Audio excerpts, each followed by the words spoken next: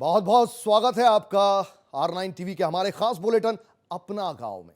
मैं हूं आपके साथ कुलदीप सिंह पठानिया। अगले आधे घंटे में आपको गांव, जवार, खेत खलियान से जुड़ी हर वो खबर दिखाएंगे जो देश और दुनिया की खबरों की होड़ में कहीं पीछे छूट जाती है।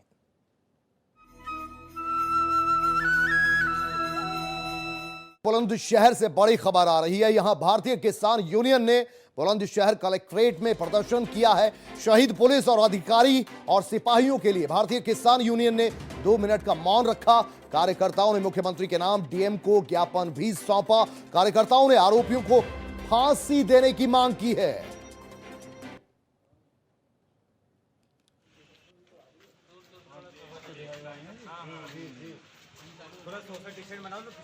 माननीय मुख्यमंत्री जी, उत्तर प्रदेश सरकार लखनऊ द्वारा जिलाधिकारी महोदय बुलंदशहर, हमको आज रात में पता चला कि हमारे उत्तर प्रदेश के कानपुर की तहसील बिल्लौर में क्षेत्र में हमारे सीओ अधिकारी सहित और थाना इंचार्ज और चौकी इंचार्ज सहित 8 जवान शहीद हुए हैं। बड़ा दुख के विषय है। आज भारतीय किसान भाइयों की मांग है और शुरू से भारतीय किसान भाइयों मांग करती हुई आई है माननीय प्रधानमंत्री जी से और मुख्यमंत्री जी से। हमारे पुलिस का जवान शहीद होता है तो 2 करोड़ रुपए दिए जाएं, और कोई भी चाहे बीएसएफ हो, चाहे आर्मी हो, सीआईएसएफ हो, हमारा जवान शहीद होता है बॉर्डर पे तो उसको 5 करोड़ रुपए दिए जाएं उनके बीवी और बच्चों पत्नियों को। तो ये तस्वीरें आप देख रहे थे बुलंदशहर कलेक्ट्रेट की, जहां पर डीएम भी है और भारतीय किसान यूनियन के लोग जो जुड़े हुए हैं उन्होंने ज्ञापन सौंपा है। मांग की है कि जो भी अधिकारी कर्मचारी शहीद हुए हैं उन्हें 2 करोड़ रुपयों का मुआवजा दिया जाए, धनराशि दी जाए ताकि उनका परिवार राहत महसूस कर सके। तो ये गौरव के क्षण है, भले ही दुख के लम्हे भी हों, लेकिन हमारे 8 सिपाहियों ने, पुलिस अधिकारियों ने मिलकर शहादत दी है। और अब वक्त वो ज्यादा दूर नहीं जब विकास दुबे को पकड़ लिया जाएगा, क्योंकि पूरी पुलिस फोर्स 7,000 से ज्यादा पुलिसकर्मी इस काम में लगाए गए हैं। कानपुर के सारे बॉर्डर सील कर दिए गए हैं।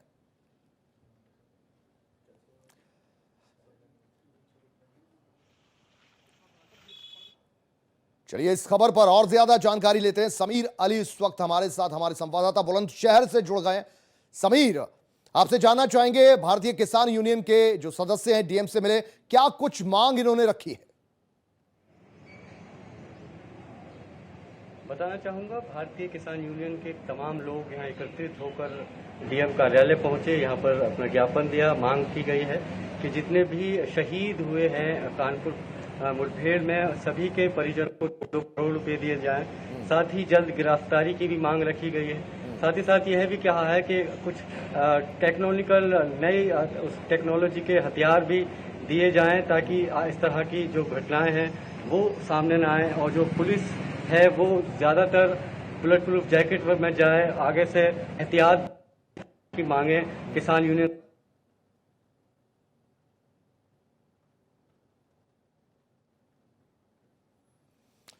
तो बहुत शुक्रिया आपका इस पूरी जानकारी के लिए। तो भारतीय किसान यूनियन के जिन्होंने अपना एक खत सौंपा है डीएम को और गुजारिश की है, मांग की है कि जो शहादत हुई है उसको सलाम करना चाहिए और इसका सम्मान हो। आगे बढ़ेंगे। विद्युत विभाग की लापरवाही एक शख्स की मौत का सबब बन गई। बदायूं के दातागंज कोतवाली क्षेत्र के गांव कमा में 11,000 वोल्टेज की लाइन टूटकर 3 लोगों के ऊपर गिरने से एक की मौके पर ही मौत हो गई, जबकि 2 युवक बुरी तरह से इसमें घायल हो गए। पुलिस ने शव को पोस्टमार्टम के लिए भेजा है। तो वहीं घायलों के परिजनों का कहना है कि विद्युत विभाग की लापरवाही से लाइनें ठीक नहीं हो पाई थी और यही वजह रही हादसे की। पूरा मामला बदायूं के कोतवाली दातागंज क्षेत्र के गांव कमा का है।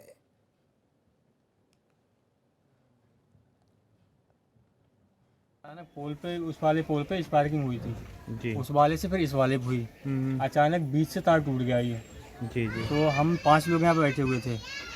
5 लोग बैठे हुए तो 2 लोगों पे तार गिरा।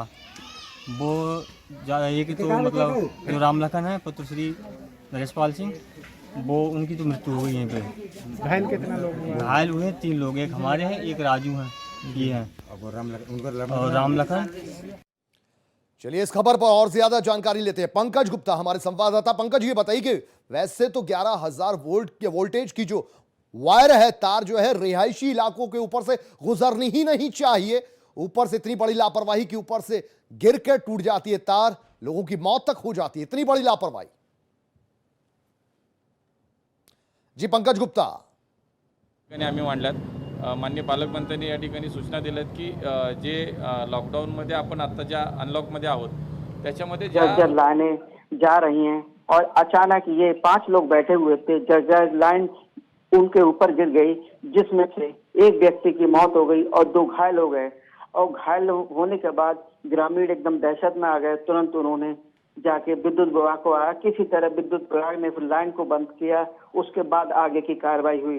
लेकिन कहीं ना कहीं विद्युत विभाग की लापरवाही साफ देखी जा रही है कि इस तरह अगर जो घटना होती है तो इसमें कहीं ना कहीं विद्युत विभाग इन्वॉल्व है। अगर विद्युत विभाग इसी तरह लापरवाही करता है तो और भी जाने जा सकती हैं। जी अभी फिलहाल पंकज गुप्ता एक की मौत हुई है और कुछ लोग आपने घायल बताए हैं कि घायलों को इलाज दे दिया गया है। जी आपको बता दें कि उनको तुरंत ही अस्पताल ले जाया गया और जहां उनका अभी भी इलाज चल रहा है और वो अभी ठीक बताए जाते हैं, लेकिन वो अभी भी दहशत में झुलसे हुए हैं और बार बार वो घटना को देखकर एकदम दहशत में आ जाते हैं। और आपको ये भी बता दूं कि यहाँ विद्युत विभाग अभी भी लापरवाही कर रहा है और विद्युत विभाग का कोई भी अधिकारी उन लोगों से मिलने अभी नहीं गया है। बहुत शुक्रिया पंकज गुप्ता इस पूरी जानकारी के लिए आपका। फर्रुखाबाद के मोहम्मदाबाद में प्रेमी और प्रेमिका ने अपने मकानों में फांसी पर लटक कर जान दे दी। प्रेमी बीएससी सेकेंड ईयर का और प्रेमिका भी सेकेंड ईयर की छात्रा थी। दोनों में काफी समय से प्रेम प्रसंग चल रहा था। सूचना पर पुलिस और फील्ड यूनिट मौके पर पहुंची है, पर दोनों परिवार के लोग कोई जानकारी होने से इनकार कर रहे हैं। लेकिन ऐसा कैसे हो सकता है? अगर प्रेम प्रसंग चल रहा था तो नहीं पता। हम लोग तो मोहम्मदाबाद रहते हैं, भाई यहाँ पे अकेला था। अच्छा, यहाँ अकेला था। ये कुछ नहीं पता। अच्छा, एक ये लड़की ने भी आत्महत्या की है, उसके बारे में हमें कुछ नहीं पता। नहीं पता? नहीं, नाम जानते उस लड़की। थाना क्षेत्र का गैसिंगपुर का मामला है। गैसिंगपुर में एक नवयुवक और एक नवयुवती, उनका शव प्राप्त हुआ है जो अपने अपने घरों में लटके हुए पाए गए हैं। इस मामले में पुलिस ने पहुंचकर मौके पे जांच की और अभी तक किसी प्रकार का कोई प्रार्थना पत्र प्राप्त नहीं हुआ है। फिर भी हम मामले की जांच कर रहे हैं।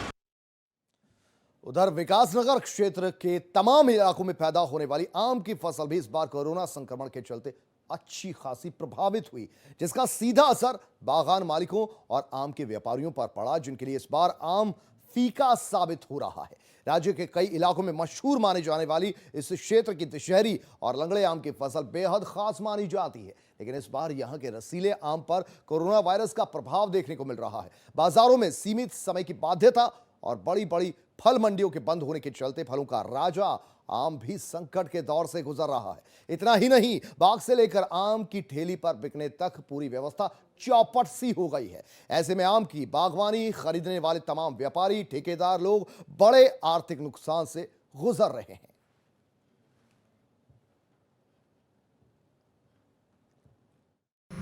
इस बार जो प्रभाव हुआ है ये बहुत ही मतलब ये कह सकते हैं कि एक बहुत ही नकारात्मक स्थितियाँ हमने देखी हैं, क्योंकि ये कोरोना वाली जो स्थिति है ये आज तक तो हमारे जीवन में तो कभी आई नहीं, क्या हमारे बुजुर्गों के टाइम पे भी नहीं आई। तो पहली बार ये है, तो इससे जो रूबरू हुए इसमें दिक्कतें ये आई हैं कि हमारे जो बागान है, हमारे बागानों की जो फसलें हैं वो पहले से बिकी रहती हैं और बाग मालिक कभी भी अपनी फसल खुद तो नहीं कर पाता, तो ठेकेदारों को ही आगे देता है। ये बहुत ज़बरदस्त प्रभाव हुआ है, क्योंकि ये मार्केट में जब ये चलो हमने एक तो हमें लेबर की बहुत बड़ी समस्या हुई और ये मार्केट में जाता है, जो मंडियों में जाता है, कहीं कहीं मंडियाँ बंद हो गई कोरोना की वजह से। और कोरोना की वजह से जो है बाग से लेकर के और मंडी तक और ठेली तक जो है, जो रिटेल में बेचता है ठेली वाला, वहाँ तक जो है प्रभावित हो, सब लोग प्रभावित हो गए इससे। उधर अल्मोड़ा से ग्रामीणों के लिए अच्छी खबर है। अल्मोड़ा जिले के करीब 2500 नाली बंजर भूमि में सहकारिता विभाग गांव वालों के लिए फल सब्जी उत्पादन समेत अन्य छोटे स्वरोजगार के कार्य शुरू करने जा रही है, जिससे ग्रामीणों को रोजगार मुहैया हो सके। सहकारिता विभाग द्वारा करीब 2500 नाली बंजर भूमि का चयन कर लिया गया है, जिसे खेती लायक बनाया जाएगा, जहां फल फूल और सब्जियों का उत्पादन किया जाएगा।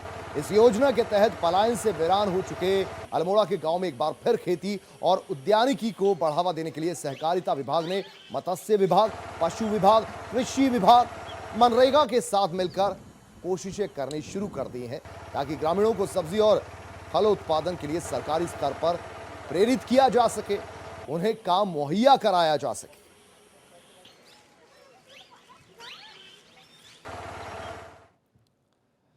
उधर गोवर्धन में होने वाले विश्व प्रसिद्ध मुड़िया मेले को निरस्त कर दिया गया है। गोवर्धन में लगने वाले मुड़िया मेले को लेकर दरअसल प्रशासन पूरी तरह सख्त है। मुड़िया मेला निरस्त होने के बाद कोई भी श्रद्धालु गोवर्धन की परिक्रमा नहीं कर सकेगा, लेकिन परंपरा ना टूटे इसके लिए केवल 5 लोग ही मुड़िया परिक्रमा कर सकेंगे, जिससे परंपरा का निर्वहन हो सकेगा। गोवर्धन में लगने वाला मुड़िया मेला दरअसल 1 जुलाई से 5 जुलाई तक लगना था, लेकिन अब मुड़िया मेले में श्रद्धालु परिक्रमा नहीं कर सकेंगे।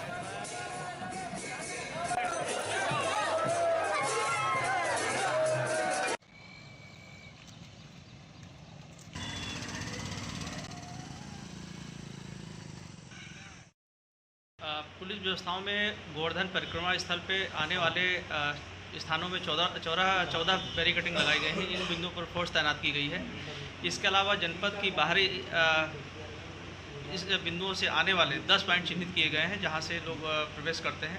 वहां भी फोर्स रहेगी और बैरियर रहेगा, उनको भी वहां से वापस किया जाएगा। लोकल लोगों के लिए भी व्यवस्थाएं की गई हैं, वो अपने आवास तक पहुंच सकें। चेकिंग करके उनकी आईडी देखकर अंदर आने जाएगा, और जो लोग बाहर से आ रहे हैं उनको रोका जाएगा। और इस बीच प्रयागराज से बड़ी खबर आई है। एक ही परिवार के 4 लोगों की यहां हत्या कर दी गई। 4 लोगों की हत्या से पूरे इलाके में सनसनी फैली है। परिवार के एक महिला दरअसल गंभीर रूप से घायल है और धारदार हथियार से इस घर में सामूहिक हत्याकांड को अंजाम दिया गया।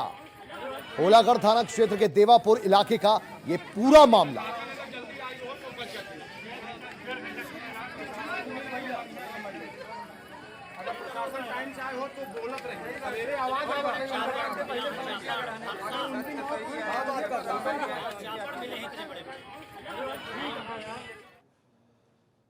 उधर कानपुर में बदमाशों और पुलिस के बीच हुई मुठभेड़ में 8 पुलिसकर्मी शहीद हो गए। मथुरा के लाल जितेंद्र पाल भी इस दौरान शहीद हुए। जितेंद्र पाल के परिवार को जैसे ही जानकारी मिली, उनके परिवार में कोहराम समझ गया। परिजनों का रो रो कर बुरा हाल है।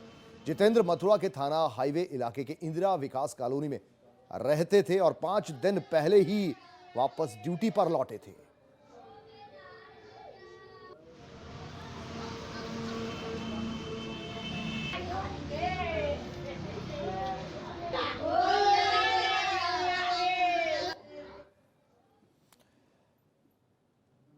उधर कानपुर के बिठूर में बदमाशों के बीच मुठभेड़ में शिवराजपुर थाना के एसओ महेश यादव भी बदमाशों की गोली का शिकार हो गए।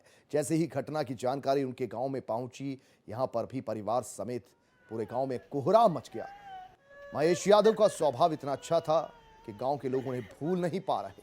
रायबरेली के सरेनी थाना क्षेत्र में गंगा के किनारे स्थित बनपुरवा गांव के रहने वाले महेश यादव के घर पर आसपास के गांव के लोगों का जमावड़ा सा लगा हुआ है। परिजनों का रो रो कर बुरा हाल है। परिवार वाले बेसुध से हो रहे हैं। मां बार बार लोगों से यही पूछ रही है, मेरा बेटा कब आएगा।